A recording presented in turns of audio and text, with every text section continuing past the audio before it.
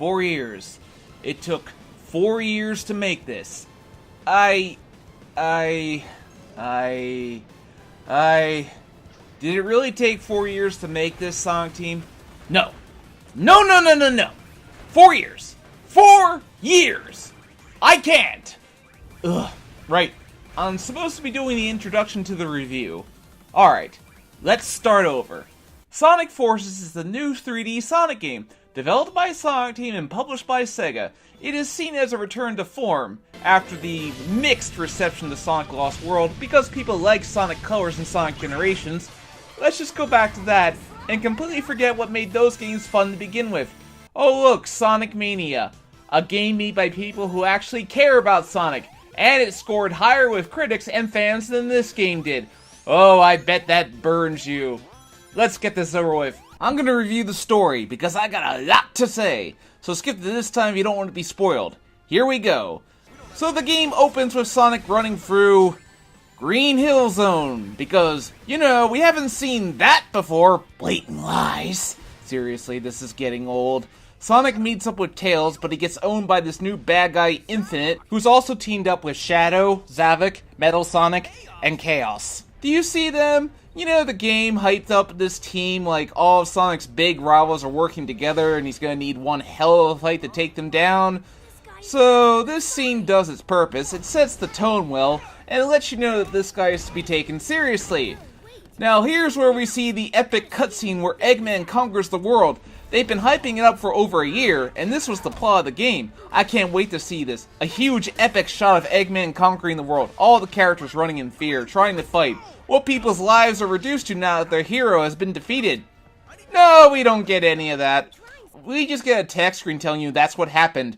You ever hear a show, Don't Tell, Sonic Team? Because you pretty much just broke that rule. So now the Resistance is led by Knuckles. How is Knuckles leading the Resistance? Why was he chosen? On one hand, I'm happy years of flanderization are being undone, but why him? I'd like to know the process behind selecting him. Silver is also here. Not sure why he's here. This has nothing to do with his timeline. Don't tell me it was explained in the prequel comic. I really don't care. So the basic goal of the Resistance is their father. They don't impact the plot in any way. They're just there to give the illusion that this is a war. It's just an excuse to bring in this character that's known only as the Rookie. Who is he or she? Whoever you want it to be. It's essentially the avatar for you. Sonic Team finally catered to the fans on DeviantArt who like to make Sonic original characters for their own amusement. How wonderful. Congratulations. I'm not opposed to this kind of idea. It's a great way to get the player integrated into the story of the game, but I don't know if it works here. Anyway, the Avatar goes and breaks Sonic out from his imprisonment on the Death Egg. See, the villains didn't just kill Sonic right away because, you know, that would be intelligent. They wanted to rub his failure in his face and then kill him. Bad guys make the same mistake. The Avatar character has a beef with Infinite because apparently they ran away scared. It's supposed to give the Rookie some kind of character development, but because the Rookie doesn't talk, it's hard to convey. Meanwhile, Tails has completely forgotten any kind of character development he has ever had. Whoa! Chaos! Sonic, help me! Yeah, what happened to the way you were written in the last few games? Classic Sonic shows up. Is he the same one from Sonic Generations? Oh boy, let me talk about that. I got a rant for this. So this game heavily implies that Classic Sonic is from Mania and is from another dimension. But Generations implied that the classic characters were from the past. Sonic and Tails seem to recognize Classic Sonic, and he seems to recognize them. So that would seem to indicate that he is from Generations. But now Sega and Sonic Team seem to be saying that Classic Sonic and Modern Sonic are two separate incarnations of Sonic, rather than being one and the same. Even though Generations clearly implies that they were one and the same. It's just Sonic Team once again making a mess of their own canon. It really says a lot when Mario, a series where her story is pretty much an afterthought, and The Legend of Zelda, with a timeline that branches into 3 directions, have a more cohesive canon than Sonic does. How? It's been generations since I seen you. You okay? Don't you dare. In fact, why is Classic Sonic even in this game? He feels like an afterthought.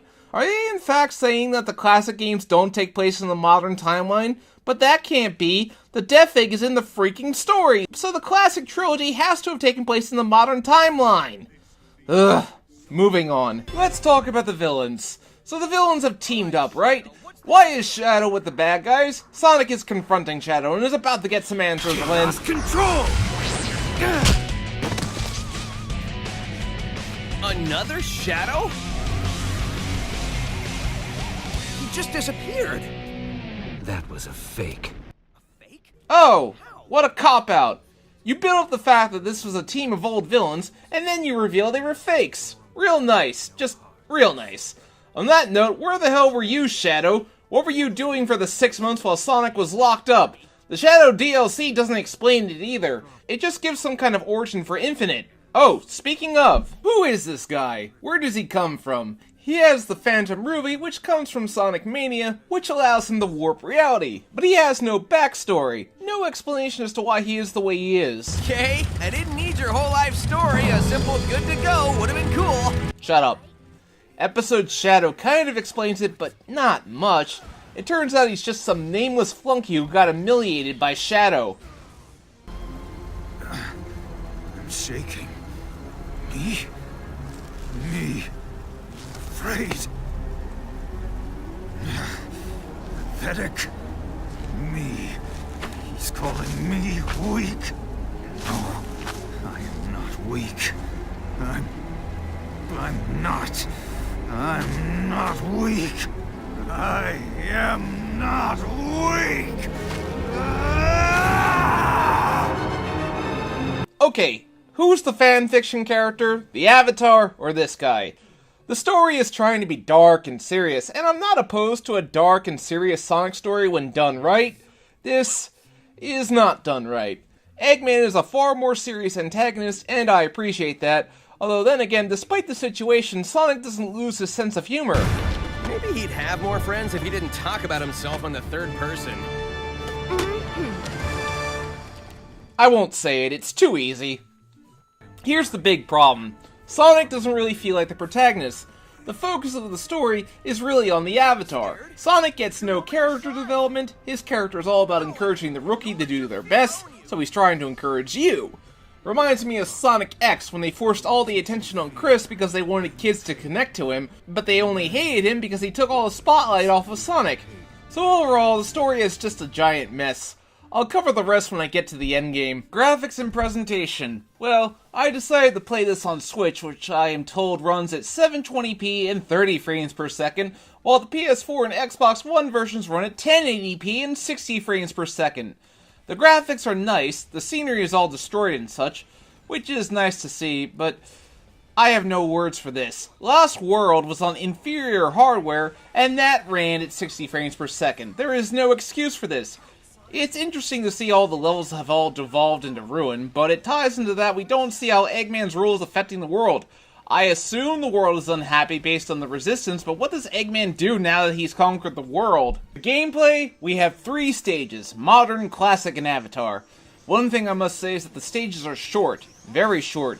You can finish most of them in about 3 minutes tops. Now, plenty of Sonic games start out like that. You can finish Green Hill Zone Act 1 in under a minute once you know what you're doing.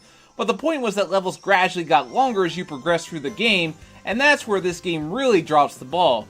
There's no escalating challenge. There is challenge, but a lot of that seems to be game flaws then, because what happened here? Let's start with modern Sonic. He can do pretty much everything he could do in Sonic Colors and Sonic Generations. Not much to say here. Nothing new has really been done except for the fact that they took out certain moves.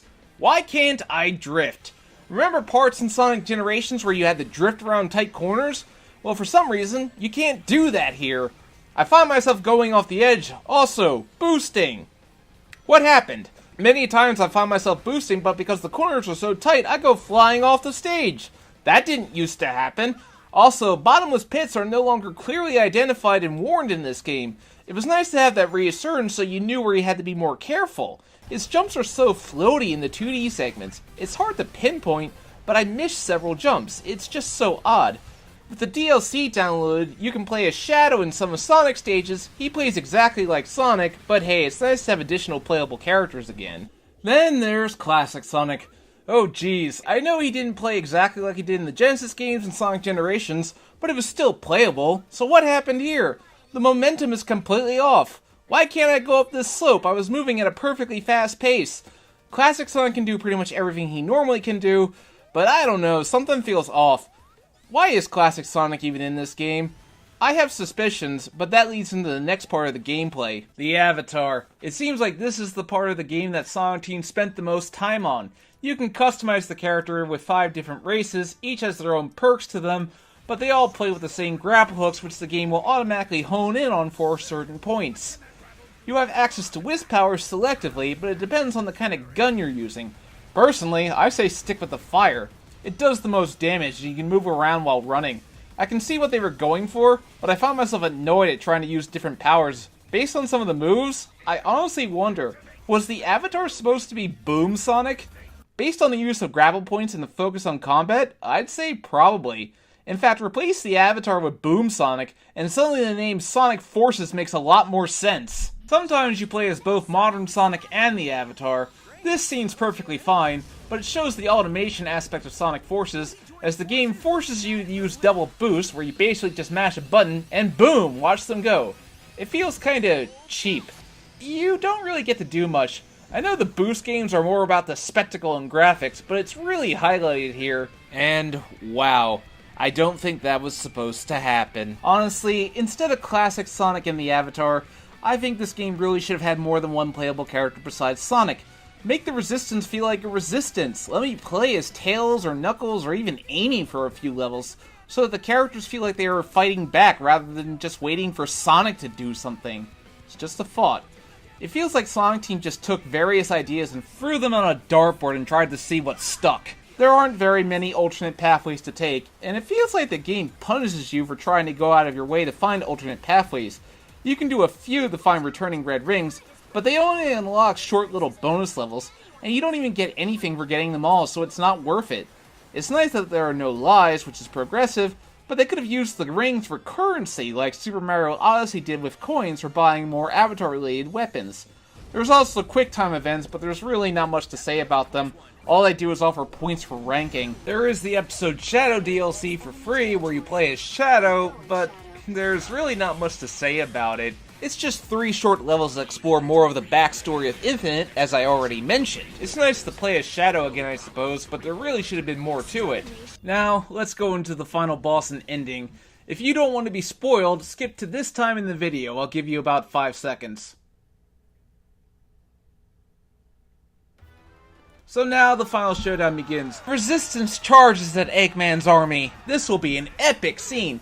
Watch as Shadow moves back and forth and the Resistance just runs through without doing anything. So the Avatar basically just saves the Resistance from generic Doomsday attack. Then Sonic and Rookie end up defeating Infinite, who just kinda disappears after Eggman does something.